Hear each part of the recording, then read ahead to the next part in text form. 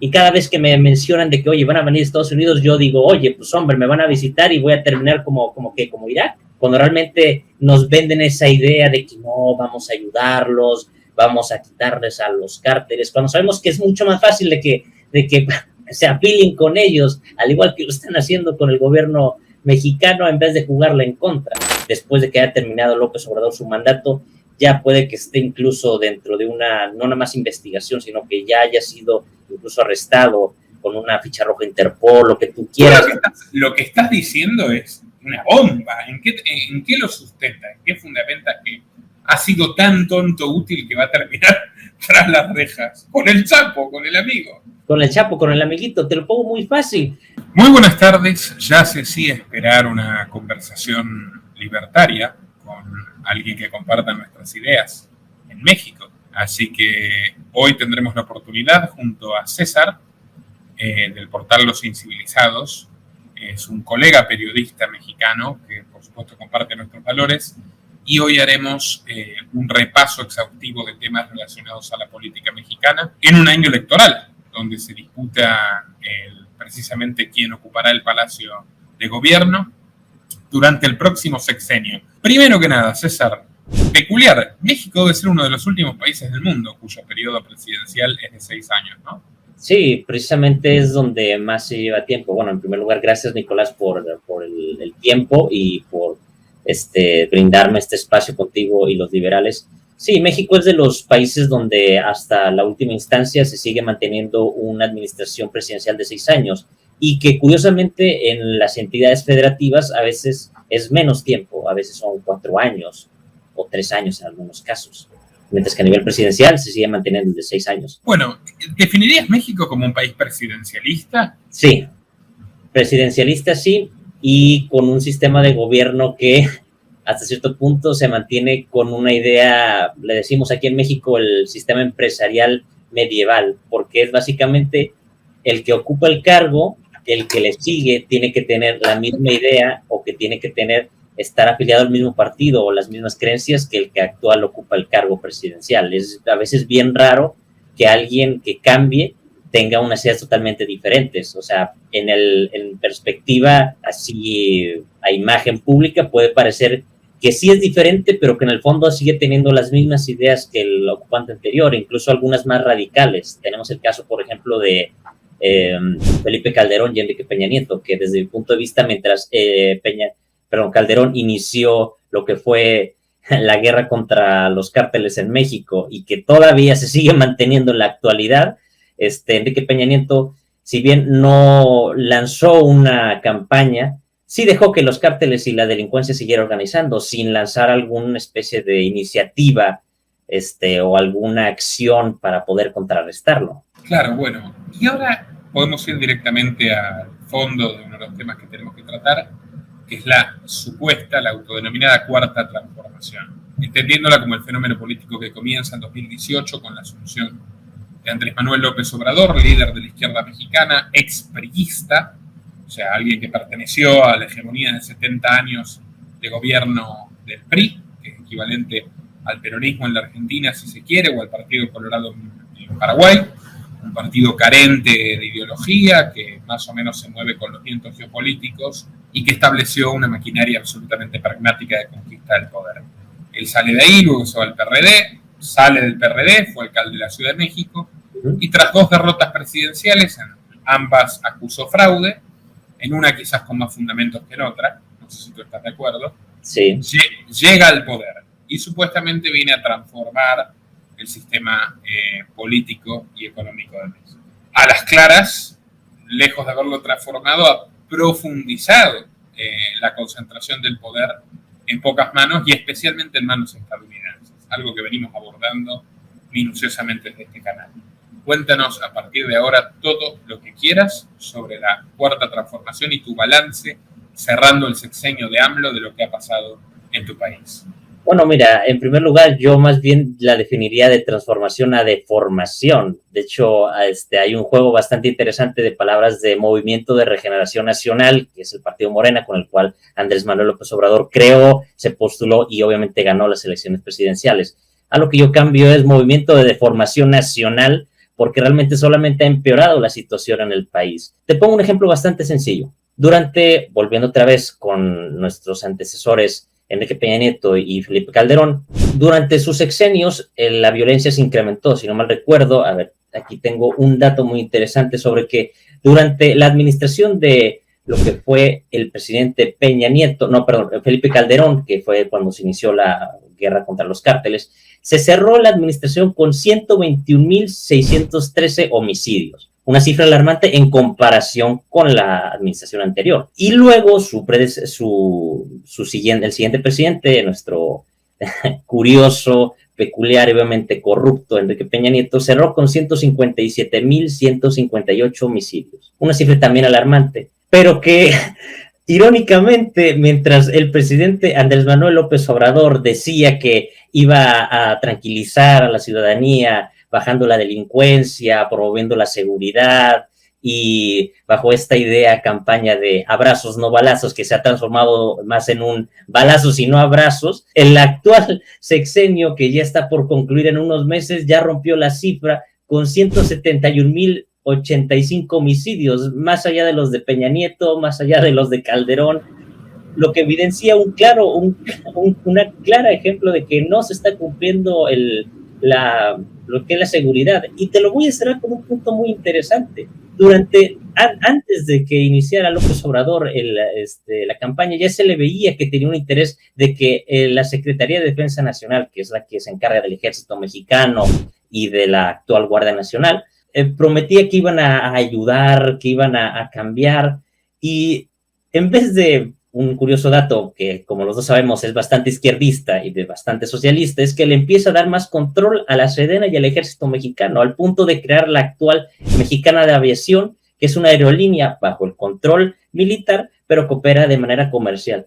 Y no nada más está ese ejemplo, está en cuestiones de salud, durante la pandemia, está cuestiones de ayuda humanitaria, que ha sido durante lo que fue el huracán Otis en recientes meses, y demás problemas naturales, en cuestiones de seguridad incluso estatal, mientras que la policía de cada estado se tiene que ocupar de esa administración. El ejército ya se está adueñando de cada una de las partes, y mientras hay zonas donde la policía está relativamente bien en cuestiones tácticas, estratégicas y financiamiento, el ejército se sigue metiendo. Entonces, hay un control excesivo porque la Sedena y el ejército ocupen todo lo que es el ramo administrativo a nivel gobierno, a nivel federal, que obviamente se está apoderando de esa cuestión y que no está rindiendo frutos. Ahorita te acabo de decir, ya superamos el nivel de homicidios. Básicamente no está fungiendo como debería de ser, y si lo está haciendo, está usando malas tácticas,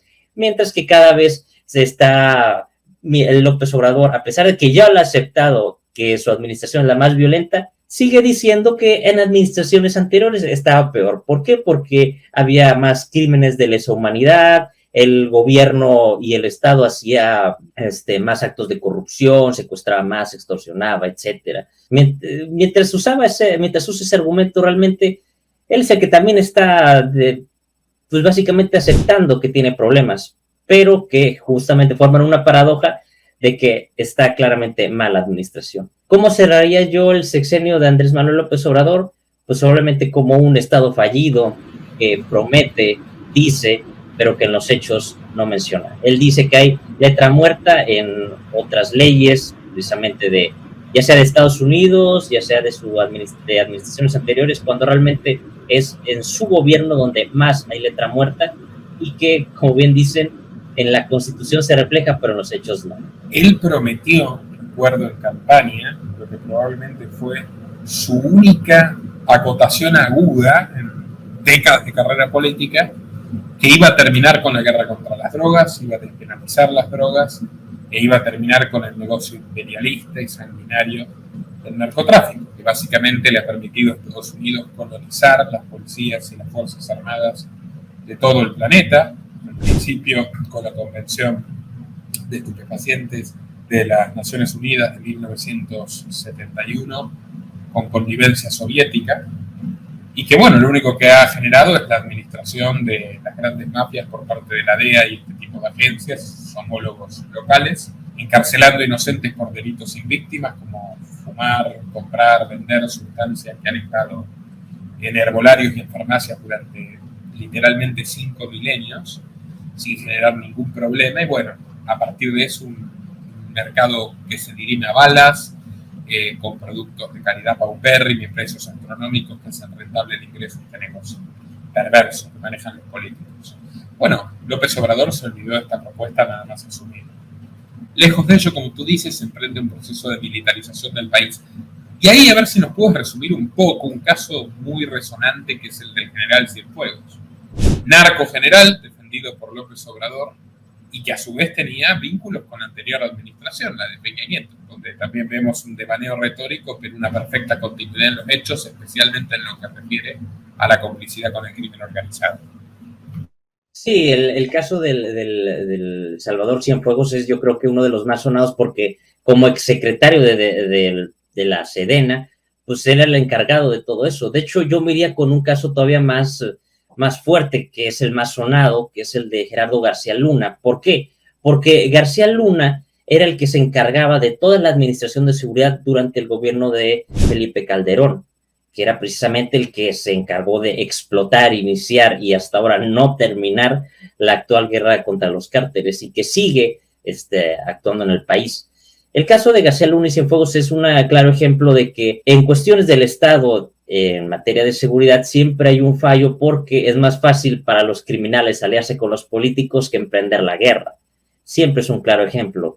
De hecho, actualmente uno de los periódicos de Estados Unidos, que no sé si le podemos decir una oposición entre comillas, que es el New York Times, dice que va a sacar una investigación respecto a las relaciones entre AMLO y el crimen organizado, cuando sabemos que obviamente siempre hay trapos debajo del agua. Ahora, una cuestión también interesante en materia de seguridad que quisiera abordar es que mientras Andrés Manuel López Obrador mantiene esa cuestión de seguridad intachable, que va a combatir y todo, de hecho, ahorita que lo mencionabas en cuestión de las drogas, si bien él se retractó, podría decirse, y sigue dándole salto de agua a ese tema, estados ya han avalado lo que es la legalización de las drogas, pero con una regularización que todos sabemos que simplemente es una forma de que, bueno, te voy a dejar que compres droga, pero va a seguir siendo bajo mi administración y yo te voy a decir cuánto vas a consumir, qué cantidad debes consumir y cuánto te tengo que vender, que obviamente es otra coerción y cesión de libertad en su máximo ejemplo.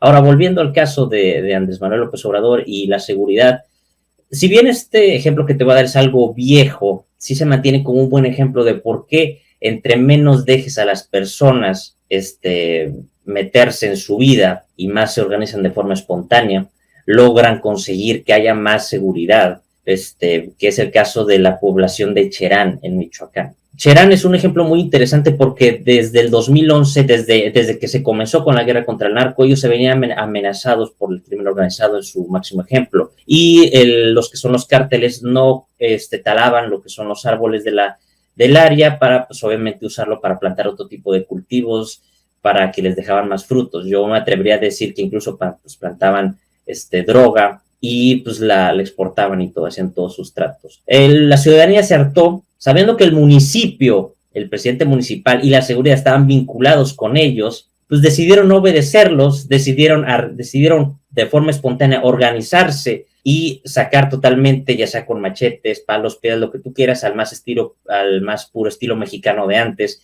a todos estos criminales, y lograron hacerlo. Es más, en Cherán está prohibido los partidos políticos y a pesar de que el presidente municipal sigue existiendo, ya no ejerce el cargo porque está prohibido, y si se atreve a pisar esa tierra, muy probablemente le den pescuezo, dígase acá, lo maten. Entonces, pues, obviamente ya no se atreve. Y sí hay un sistema de gobierno, pero no basado en un estado. O sea, sí hay un sistema de gobierno en el que los jefes del área se encargan, pero no piden una remunerización a cambio. O sea, no hay un impuesto, no hay que tienes que págame o te mato, nada de eso. Un ejemplo que deberíamos de tomar en cuenta, pero que tristemente no se hace en el país.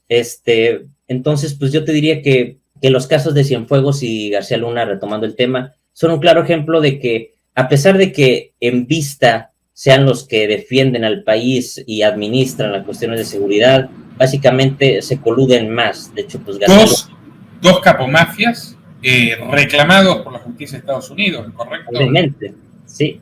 En el caso de García Luna fue uno de los artífices de la guerra contra las drogas. Sí. Que hablé con mi colega, mi querida colega Guadalupe Correa Cabrera, la autora bestseller de Los Zetas Inc., una académica mexicana en Estados Unidos especializada en este tema. Básicamente AMLO se dedicó a obstruir los procesos. Incluso reclamó por Cienfuegos Estados Unidos, si no recuerdo mal.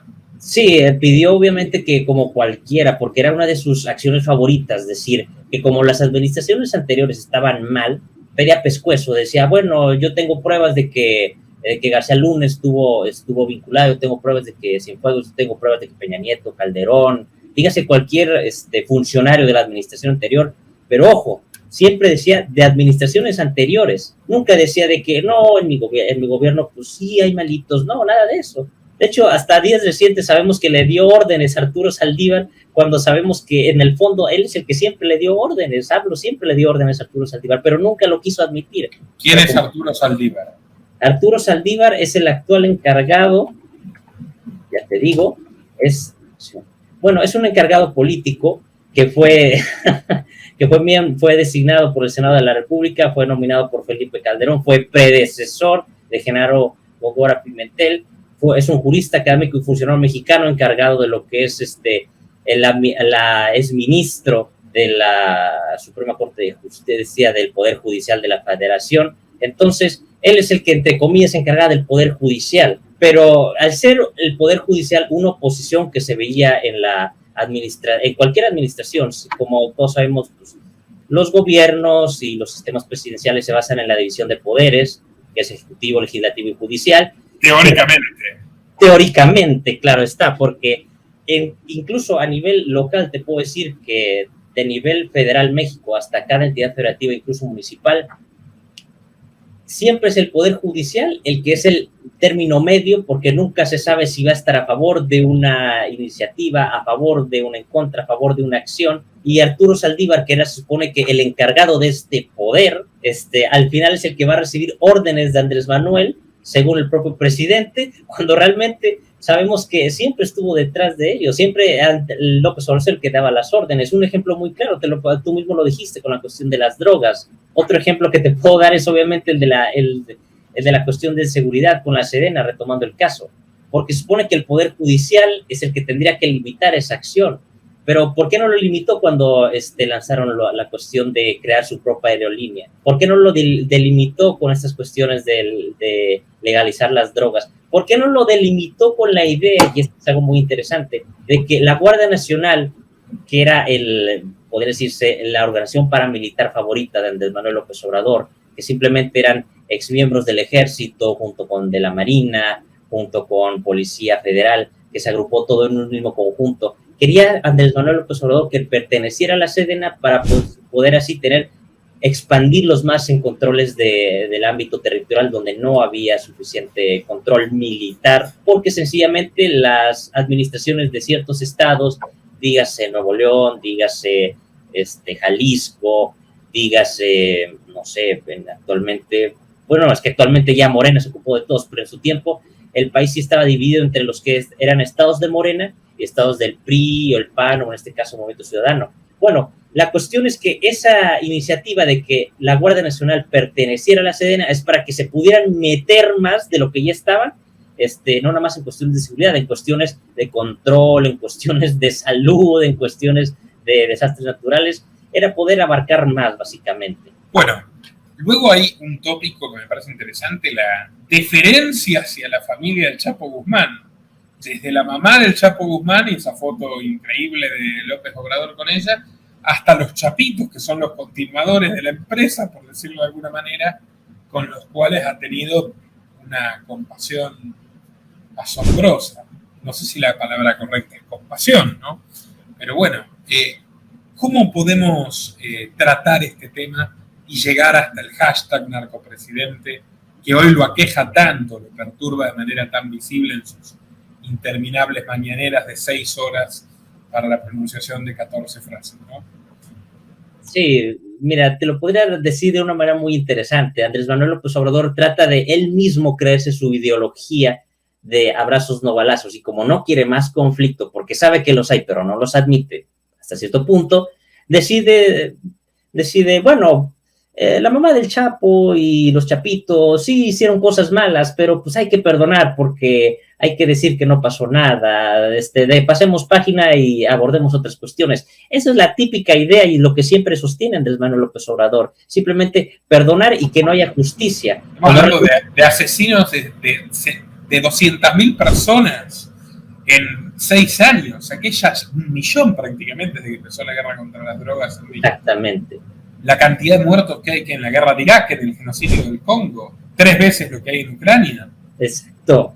Y simplemente dice, bueno, no pasa nada, ya hicieron el mal, etcétera. Cuando sabemos que la DEA, sabemos que Estados Unidos y el gobierno norteamericano están detrás de ellos, presionando en los talones a Andrés Manuel López Obrador, y que todavía se vio más en conflicto, más en punto rojo cuando capturaron al famoso ratón, uno de los supuestos hijos del Chapo Guzmán, y que se dio la orden por parte del presidente que lo liberaran porque la situación en Culiacán, Sinaloa, que es donde lo habían capturado, estaba tan tensa, estaba tan al rojo vivo. O sea, tú puedes ver los videos de ese tiempo, que ocurrió 2 veces, curiosamente, el Culiacanazo 1.0, el Culiacanazo 2.0.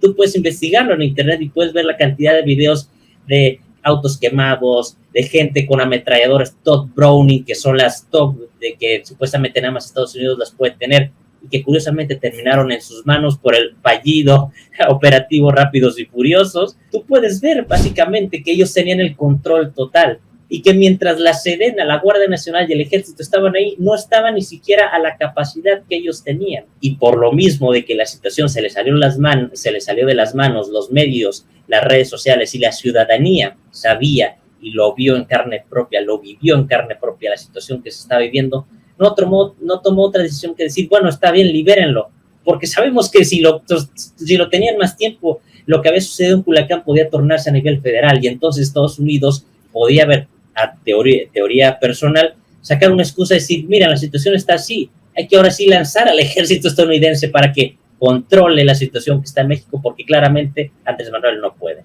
Hombre, César, ha sido absolutamente sumiso a los Estados Unidos, pero más que nadie. Realmente es impresionante, porque más que el PAN, más que Peña Nieto, mucho más. Este hombre, ¿cuántas veces se arrodilló ante Trump, ante Biden, ante Kamala Harris con la cuestión migratoria? La frontera sur de México es una carnicería. Está haciendo en Estados Unidos el trabajo sucio como Marruecos se lo hace España, como Turquía se lo hace el resto de la Unión Europea. Matando. Hay muertos. Yo lo he visto. Yo he hablado directamente con gente que ha estado allí. Hay muertos.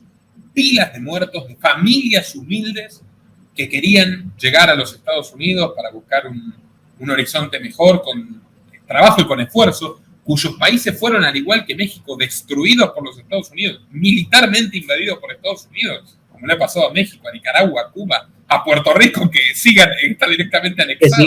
Que sigue bajo su administración, bajo la idea de país libre, ¿no? Claro. Y que siguen siendo explotados de manera brutal por la ley norteamericana a través de la farsa criminal de la prohibición de las drogas, que es un atentado contra la libertad de comercio, la libertad individual y la propiedad de las personas.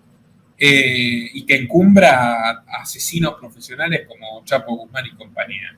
Este tipo mata migrantes, o sea, lo cual va en contra de cualquier principio humanitario, pero en contra de su declamado progresismo. Mata migrantes para hacerle el trabajo sucio a Estados Unidos. Que mandó literalmente esa guardia fronteriza que creó. ¿Cuál es la Guardia Nacional? La creó casi exclusivamente para eso.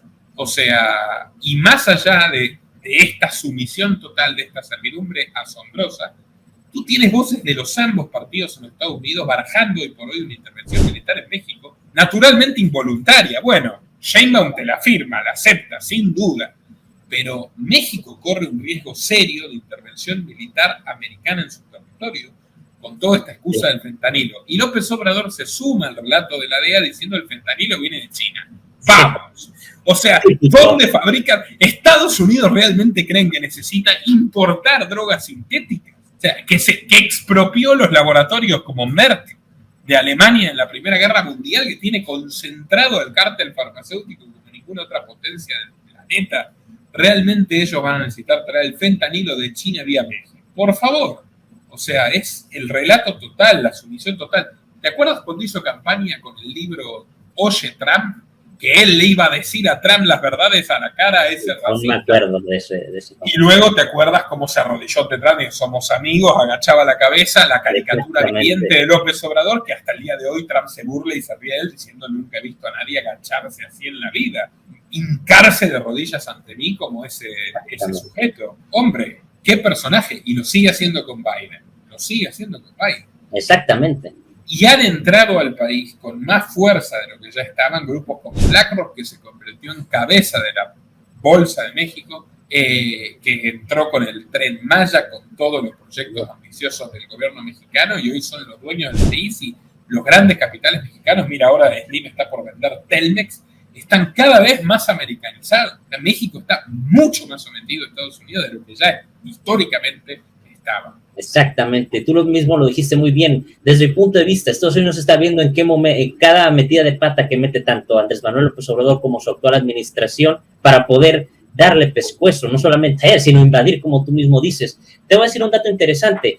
Según la Agenda 2030-2050, si no mal recuerdo, de Estados Unidos, planean que la mitad del país, lo que es el norte de México, que incluye Tamaulipas, Nuevo León, Coahuila, Chihuahua, Baja California Sur, se incorporen a los Estados Unidos bajo un acuerdo constitucional, pero que sabemos que como viene solo una cuestión para poder agarrar más pedazo del pastel, más territorio, que al fin de cuentas van a terminar más americanizados. Yo te voy a ser sincero, yo vivo en el norte del país y cada vez que me mencionan de que, oye, van a venir a Estados Unidos, yo digo, oye, pues hombre, me van a visitar y voy a terminar como Irak, cuando realmente nos venden esa idea de que no, vamos a ayudarlos, vamos a quitarles a los cárteles, cuando sabemos que es mucho más fácil de que se apilen con ellos, al igual que lo están haciendo con el gobierno mexicano, en vez de jugarla en contra. Ahora, una cuestión también muy curiosa es que actualmente el hijo mayor del presidente, que es el famoso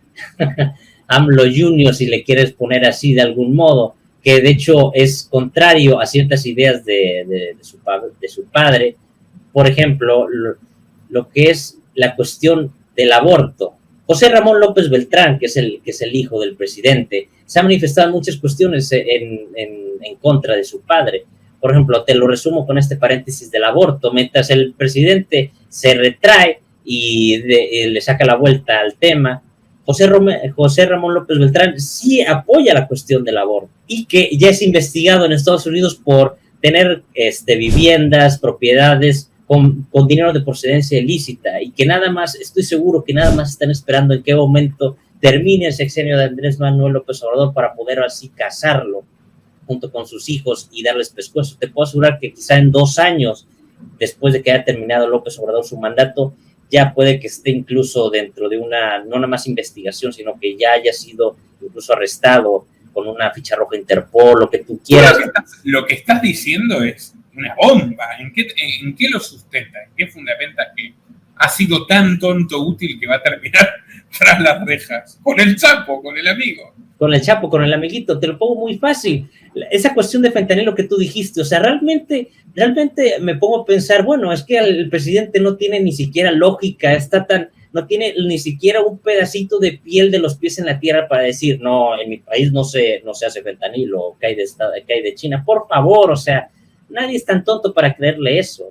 Lo van a terminar investigando sí o no por una cuestión u otra, ya sea por las cuestiones que tiene con su hijo, ya sea por las cuestiones de procedencia ilícita, también para los proyectos del Tren Maya, que es su megaproyecto que iba a prometer, que quién sabe qué, que le sacó más dinero a los estados, le sacó más dinero a cualquier proyecto, le sacó dinero le sacó dinero de donde pudiera, querían sacar dinero debajo de las rocas para poder cumplir su proyecto del Tren Maya, que todos sabemos que tiene también procedencia ilícita, o sea, por favor, o sea, ¿de dónde cree que saca el dinero? Ya chupó dinero de los impuestos, ya chupó dinero de la hacienda, ya chupó dinero de donde sea, le quitó recursos a estados para poder... O sea, oye, le está quitando 130 millones de mexicanos.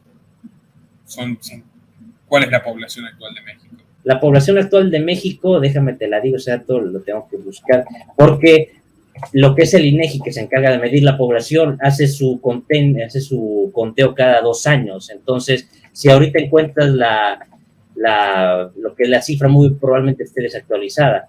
Hasta el 2021 eran 126 millones de mexicanos. Bueno, 130 millones de mexicanos tienen que pagar con el sudor de su frente de un país tercermundista, por más que por supuesto el más importante de Hispanoamérica, tienen que pagar con el sudor de su frente la fiesta del Tren Maya, BlackRock, que son los dueños de Google, los dueños de Pfizer, los dueños de las grandes corporaciones del planeta. Yo esto lo vi venir. Yo sigo la figura de López Obrador desde el año 2006, aquella primera elección. Yo era muy joven, pero me llamó la atención cuando declaró el fraude contra Calderón.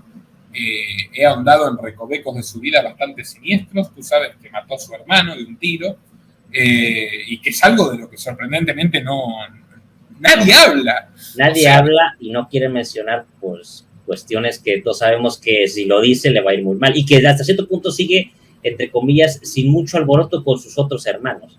Adelante. Impresionante igual eso, porque además era un joven, él era el mayor, o sea, él era el mayor, eran adolescentes, estaban trabajando en una tienda, tenían disputas, bueno, en fin, mínimamente como para ahondarlo. Tú puedes decir fue un accidente, que es lo que dijo él, pero no fue un accidente que se le disparó, que se le cayó, no. En medio de una pelea le pegó un tiro al hermano y lo mató. Y hay otro joven, y esa polémica lo persigue desde Tabasco cuando se presentó para ser gobernador, ¿correcto? Cuando quiso ser gobernador. Donde precisamente ahorita lo ocupa Carlos Manuel Merino Campos, que es precisamente del partido Morena, curiosamente, y que sí ya fue el encargado de eso. Después, como tú mencionaste, fue el encargado fue jefe de gobierno de la Ciudad de México. Claro, pero la polémica que lo persigue también, que tú no sé si sabes, una pelea que tuvo en su adolescencia con un chico más pequeño jugando al béisbol, que lo dejó parapléjico.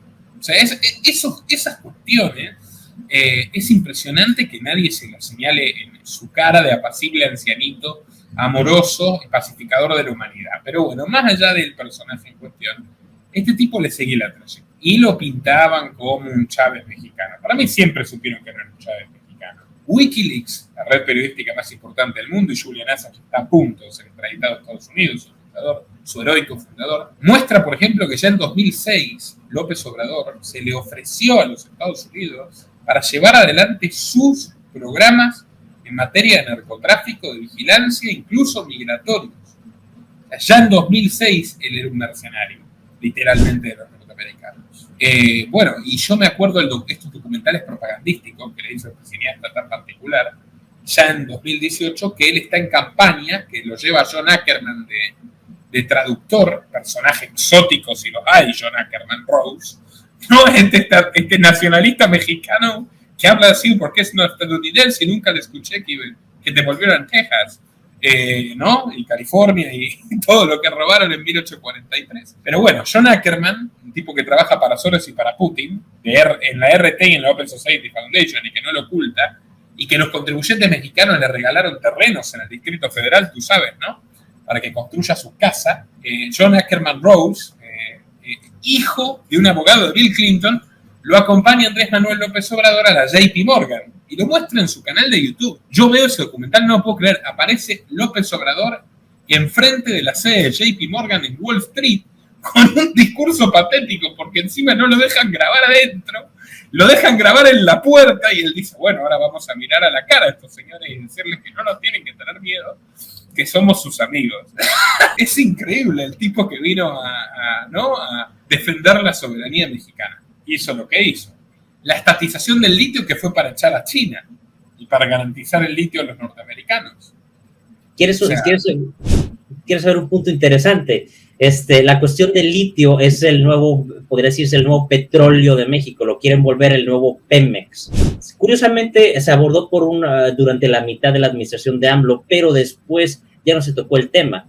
Yo te puedo asegurar que como la mayor reserva de litio del país está en una parte, curiosamente, del norte de México, esta área donde quieren precisamente tener los estadounidenses, acoplarlo bajo estas cuestiones, es la mayor reserva de litio del país, y que justamente dejaron de lado, pero que hasta este punto sí se creó la agencia de litio. Déjame ahorita te digo el dato, porque yo seguí muy de cerca esa nota y me pareció algo bastante, podría decirse, te digo, el nuevo Pemex. O sea, querían volverlo la nueva forma de consumir dinero, porque sabemos que Pemex está de la fregada, sabemos que está cada vez más hundida, pero aún así decide, Andrés Manuel decide eso, defenderla, porque asegura que es el máximo ingreso de México, que es el que le da combustión al país, etcétera, cuando sabemos que, pues, obviamente, siendo una empresa paraestatal, es la que más deficiencia tiene. Te voy a decir algo muy interesante. Yo que vivo en Monterrey, que es el área, una ciudad al norte del país, tiene de cerca a unos kilómetros una refinería, quizá creo que es de las únicas refinerías del país que mueve y transforma lo que es el petróleo para volverlo gasolina, y que siempre se está hablando, al menos en los noticieros locales, que es la que más contamina, la que más chupa recursos, la que más deficiencias tiene, la que menos produce combustible. O sea, es completamente un fraude el hecho de que esté ahí, de que sea una empresa paraestatal que defiendan, pero que, como cualquier empresa paraestatal, tiene menos de lo que da, tiene mucho menos. Ahora, refiriéndome a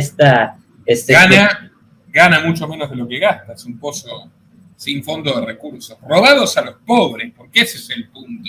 Este es el que venía a empoderar a los pobres, y tiene a unos cuantos pobres hipnotizados como si fueran robots, y a otros que no son nada pobres haciéndose cada vez más ricos, como Slim y Salinas Pliego y otros empresarios que viven del negocio de las licencias de explotación oligopólicas y monopólicas que otorga el Estado, restringiendo la competencia, impidiendo que bajen los precios, perjudicando a los consumidores y blindando sus grandes fortunas. Todos ellos se han vuelto más ricos con AMLO, todos ellos son íntimos amigos de AMLO, todos ellos han financiado a AMLO y van a seguir financiando a Sheinbaum. Sí, totalmente. O sea, te voy a decir algo, realmente... Mira, cuando a Slim le da un infarto en Texas, ¿sí? Se registra en una clínica privada de Houston, porque no quería que nadie se entere que le había dado un infarto, estaba en medio de unas negociaciones vertiginosas, allá hace unos 20 años, si no recuerdo mal, se inscribe como Carlos Delgado. El único personaje mexicano que permitió que lo vaya a visitar al Liceo de Flores es Marcelo Ebrard. Hasta ese punto Ebrard es el caniche de Slim. Luego Ebrard, que sería alcalde del DF, sería el responsable de la muerte absolutamente injusta de los ciudadanos fallecidos en el derrumbamiento de la línea 12, ¿correcto? Que es culpa totalmente de Carlos Slim. O sea, son gente que tiene las manos manchadas de sangre en varios sentidos. Y ese fue el canciller de López Obrador, ¿no? O sea, Sheinbaum no es una becaria de la Fundación Rockefeller. La élite de Washington y de Nueva York ha penetrado en México hasta el fondo con esta administración. Y no me sorprendería, no sé si tú lees lo mismo, que con el inminente gobierno de Sheinbaum todo esto se acelere aún más de lo que ya estamos viendo. Sí, realmente, si Sheinbaum, que de hecho te voy a ser bien sincero, si tú le preguntas a un mexicano promedio, está casi seguro de que va a ser Sheinbaum quien ocupe la silla presidencial. Por esta cuestión de, citando al gran Henry David Thoreau, los ricos están vendidos a las organizaciones que los hacen más ricos. Entonces, por ende, será Sheinbaum quien, desde mi punto de vista, sea la que ocupa, porque dudo mucho que vayan a querer soltar el poder aún ahora que lo han conseguido. Y realmente va a seguir siendo una títere de lo que es tanto de Morena como del gobierno estadounidense, y no va a rendir nada. O sea, ya lo mencionamos hace un momento, si BlackRock es el que ya se juntó y hablaron en privado tanto con Xochitl Gálvez como con Sheinbaum, dudo mucho que vaya a haber algún cambio con esta cuestión. Hombre, pero AMLO se vende, y eso es en lo que consiste su tan exitosa demagogia, como el abuelito que habla lento del interior, ambiguamente cristiano, siempre jugó con eso de soy católico, no soy evangélico, para captar la mayor cantidad de votantes posibles, por más que sea un sujeto de peligro y que realmente, vaya que lo supo su pobre hermano, puede acabar contigo con sus propias manos, proyecta ser un hombre del pueblo, uno más, alguien que no está en las alturas, ¿no? Que no es parte de la élite, como él menciona. Claro que lo es, y la familia entera que se ha hecho cada vez más rica, lo que tú decías, el hijo, los sobrinos, etcétera. Pero más allá de eso, por lo menos tiene esa máscara. Sheinbaum, no. Sheinbaum es una mujer atea, sionista, feminista, explícitamente globalista, era un país que no tiene esos valores. Ni siquiera los votantes de Morena tienen esos valores. Bueno, antes de pasar a la cuestión de Sheinbaum y Xóchitl, que es su gemela política, literalmente, y se supone que es la líder de la oposición, la lideresa de la oposición. Antes de pasar a ese segundo bloque, me gustaría que abordes lo que te quede para concluir sobre este sistema perverso que es la 4T, este gobierno abyecto de López Obrador. Y bueno, yo recuerdo además cómo prometió que no iba a subir los impuestos y lo subió. O sea, creó el impuesto a las gaseosas, a los alimentos excesivos en calorías. ¿Cómo era ya el progresismo paternalista dantesco?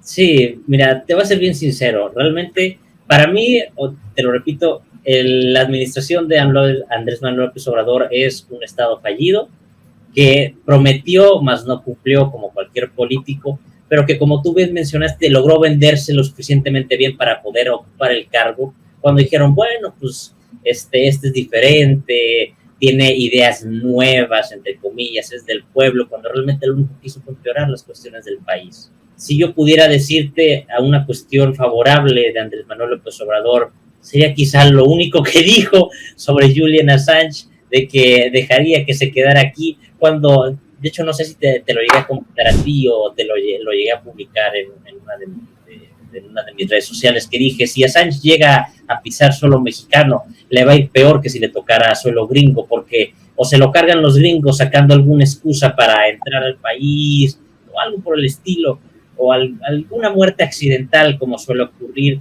o simplemente va a terminar con una cuestión incongruente de que, oye, estoy entrando a México, donde el periodismo aquí es muy mal pagado, y que todas las empresas de medios de comunicación, porque hay que recalcar eso, los medios de comunicación, al menos en mi país, son de Salinas y de Slim. Son de Salinas y de Slim.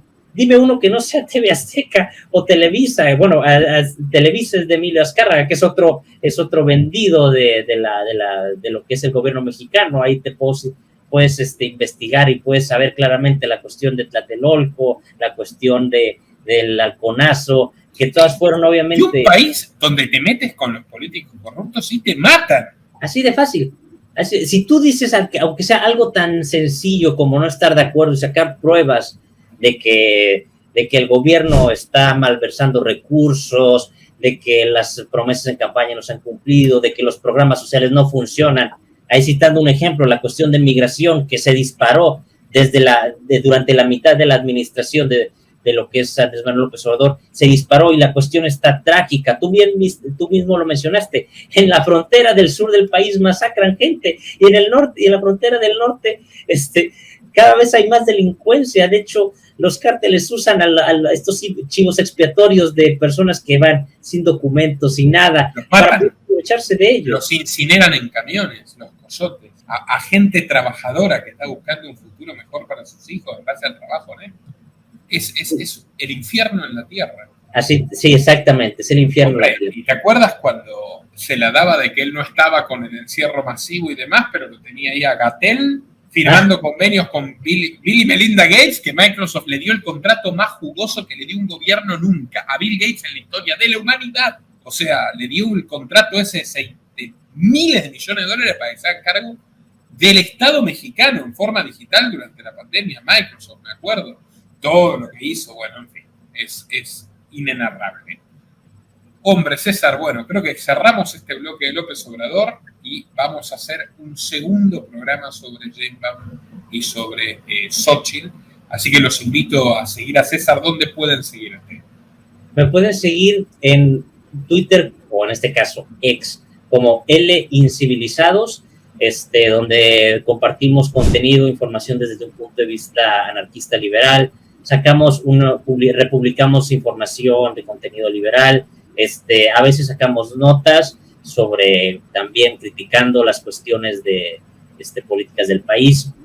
De hecho, yo quise retomar quizá una idea que a mí me gusta mucho, que no solamente se puede aplicar tanto en México, sino yo creo que a nivel mundial, que es que los políticos para mí son igual a camaleones. Se van a cambiar del color que ellos quieran, simplemente por tener más poder, más votos y seguir perteneciendo a la escala de poder, que otra vez retomando al gran Turó, están vendidos a las instituciones que los hacen más ricos. Compartan en todas sus redes y grupos, amigos. Muchas gracias, César. Los espero en el próximo capítulo de esta entrevista tan interesante. Recuerden que aquí no nos financia BlackRock, así que patreon.com/Nicolás Moraz. Quienes nos apoyan desde $5 mensuales tienen acceso a contenido exclusivo, módulos además educativos de la Academia Libertaria para algunas opciones de mecenazgo y también opciones para patrocinio en nuestro canal. Hasta la próxima. Nuestro trabajo depende de tu apoyo. Para que siga siendo posible, realiza tu aporte desde tan solo $3 por mes a través de Patreon, en los enlaces que figuran en la descripción o en el comentario fijado. También podés hacerlo vía Bitcoin o desde la opción Unirte de YouTube. Y si estás en Argentina, elegí el medio de pago de tu preferencia a través de Mercado Pago. Quienes nos apoyen en Patreon a partir de $5 mensuales tendrán acceso a análisis, entrevistas, conferencias y documentales exclusivos. También tenemos opciones para sponsors. Así que publicita con nosotros a través de patreon.com/Nicolás Moraz.